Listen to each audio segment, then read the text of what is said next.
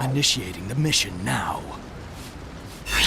The year of Shadow is now 2024 and is looking like it's going to be a big year for the character.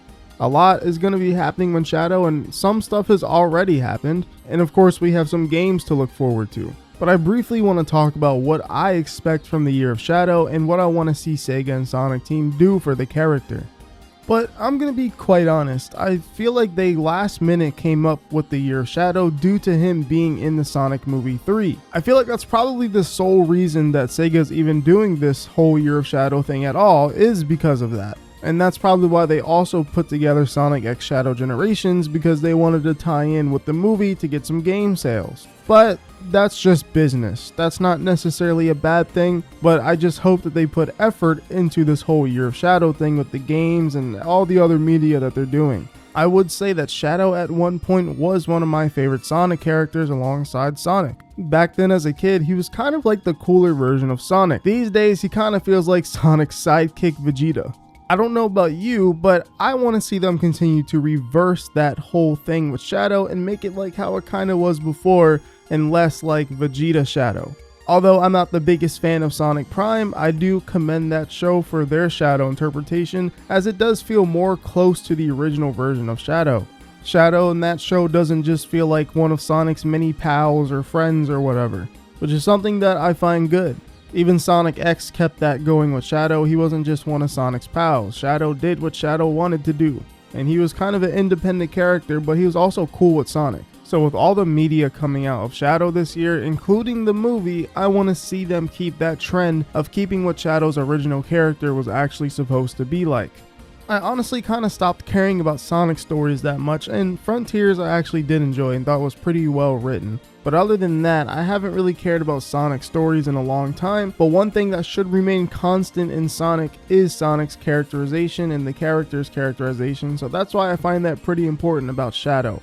It's who these characters are. No matter what kind of story they're in, they're always going to be the same kinds of characters, and you expect the same kinds of things from them. Alright, enough about characters and writing and characterization. Sonic X Shadow needs to slap. That game needs to go hard.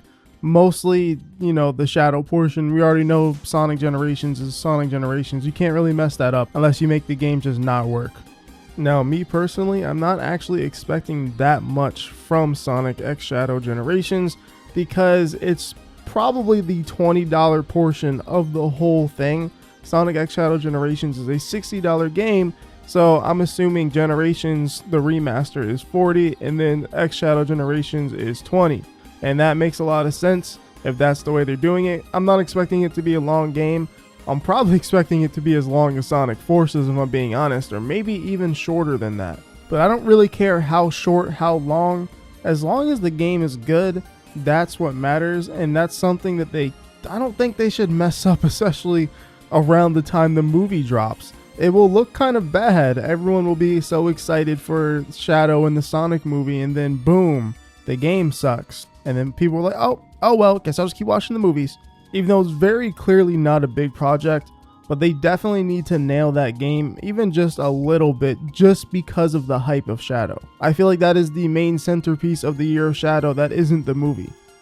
Other than that, we've gotten some little things like a Shadow skin in Sonic Superstars, but I want to see some Shadow collaborations going on. Whether it's for physical items or games or other mobile games or just video games period, I want to see some collaborations, some big marketing. I'm trying to see Shadow everywhere, kind of like how they did the year of Luigi back then for Nintendo. Luigi was everywhere, not even just in terms of collaboration, they just put him everywhere in Nintendo. So we should be seeing Shadow everywhere. And that's personally just something I would like to see. It's not a huge deal. I just think it would make the year more fun. That's really what it's all about, if I'm being honest. But yeah, those are my quick expectations on the year of Shadow and things I want to see and how I want to see things turn out. And of course, the most major part is the Sonic movie 3 and Shadow being good in that movie, and even them adapting the SA2 storyline properly and just making it kind of good and not ruining it for me, because I'm a big SA2 fan. That's just for me personally. I know not everyone cares about that. And I won't lie, I wanted Jason Griffith to voice Shadow, but I knew they were going to go with a celebrity. And I guess I am okay with Keanu Reeves, But the other rumors of it being Hayden Christensen, who played Anakin in Star Wars, he would have been a great fit in my opinion. And he sounded like kind of David Humphrey a little bit, who voiced Shadow in Sonic Adventure 2. And I would have been fine with that. But I'm also cool with Keanu Reeves. He's a cool actor. He's a really nice person. Does a lot of stuff out of the kindness of his heart. So I like to see people like Keanu Reeves. But I won't say I was expecting him to become Shadow.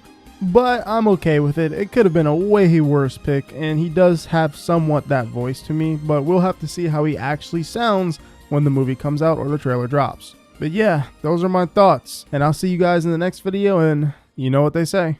Well.